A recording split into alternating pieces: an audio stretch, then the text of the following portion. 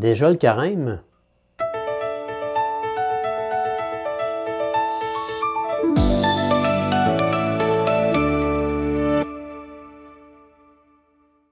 Bonjour tout le monde et un bonjour très spécial aux membres de la Fraternité à l'heure de Dieu.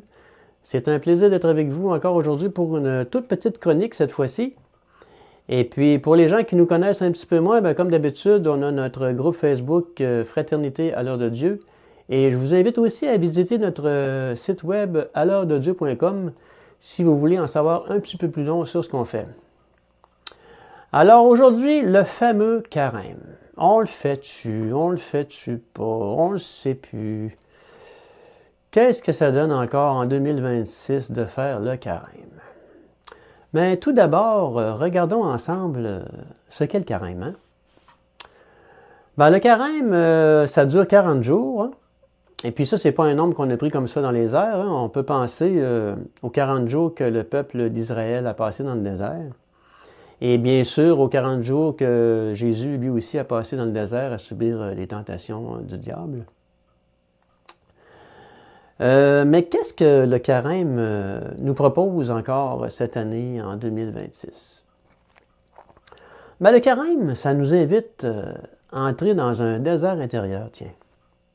Là où le silence nous dépouille de l'essentiel. Où nos certitudes peuvent tomber même. Et où Dieu peut enfin nous parler.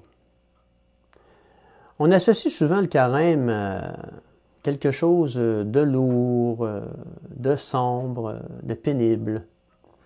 Beaucoup associent encore le carême uniquement à pas manger de viande, pas manger de friandises, hein, chocolat, faire des petits sacrifices. Vous savez, un petit peu comme on faisait au jour de l'an, les bonnes résolutions qu'on tenait jamais finalement. Hein, le lendemain, on les avait complètement oubliées. Mais le carême, c'est plutôt un temps pour revenir à l'essentiel. Un temps pour peut-être, se laisser transformer par Jésus.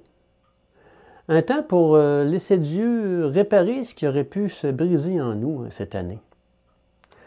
On dit que le carême, ça nous prépare à la lumière de Pâques, bien sûr, hein, à la résurrection de Jésus-Christ.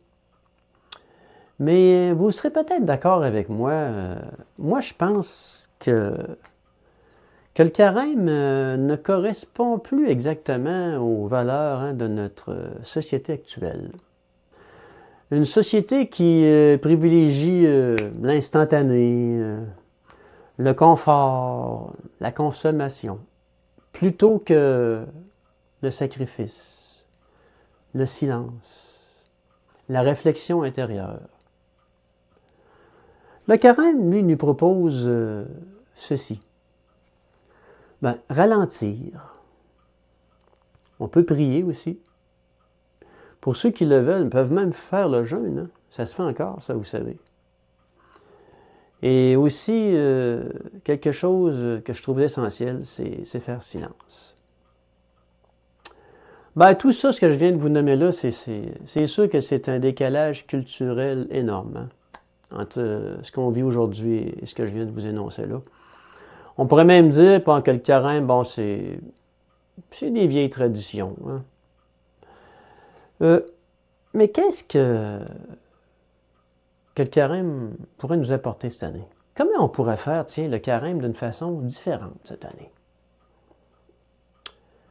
Quelque chose qui se rapproche un petit peu plus de notre réalité quotidienne. La semaine passée, je regardais une chronique de Sylvain Charon à la victoire de l'amour. Et lui, il nous proposait le carême d'une façon différente, tiens. Il nous proposait de faire le carême autrement. Et j'ai trouvé ces idées très à propos. Et lui, Sylvain, nous suggérait des petites choses très banales. Comme demander pardon à quelqu'un qu'on aura offensé cette année. Hein? On pourrait aller vers cette personne-là et lui demander pardon. Ne pas critiquer à propos de tout et de rien. Hein? Vous savez, on chiale souvent sur tout puis sur rien. On est chialeux un petit peu, les Québécois. Hein?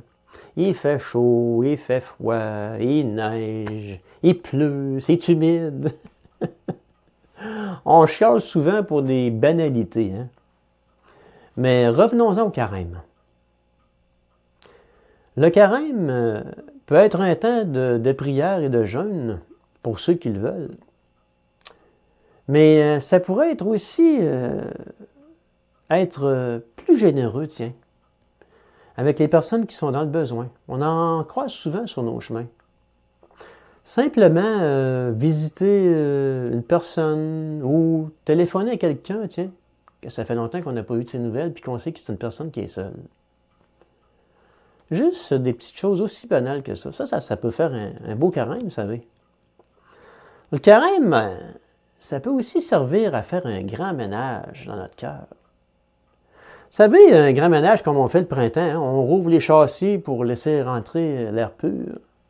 Ça fait du bien, ça. Le carême, ça peut aussi nous appeler à ouvrir notre cœur. Ça pourrait être aussi un temps de revisiter notre vie intérieure, hein? De corriger ce qui nous a éloignés de Dieu cette année, de se réaligner, tiens, avec celui qui est la source de notre paix. Et si cette année, au lieu de subir le carême, on le vivait comme une renaissance? Ben, je pourrais vous dire que, à l'heure de Dieu, c'est peut-être maintenant ou jamais. Et là-dessus, je vous dis, bon carême à ceux qui le feront. Et puis, une autre prière, comme d'habitude, pour les membres de la fraternité, à l'heure de Dieu. Et je vous dis, bye!